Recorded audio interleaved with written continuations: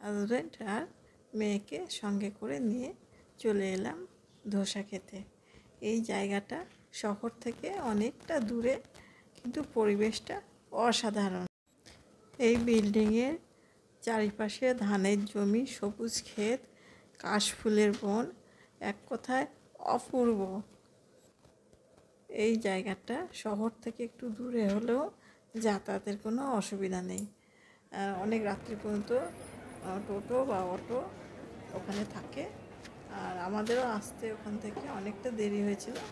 আমাদের কোনো অসুবিধা হয়নি, আমরা টোটো করে বাড়ি চলে এলাম। আর বন্ধুরা, আমার এই ভিডিওটা ভালো লাগলে লাইক এবং কমেন্ট করতে ভুলবেন না। আজকের মতো এই পর্যন্ত, দেখা হবে পরের ব্লগে। আপনারা ভালো থাকবেন, সুস্থ থাকবেন।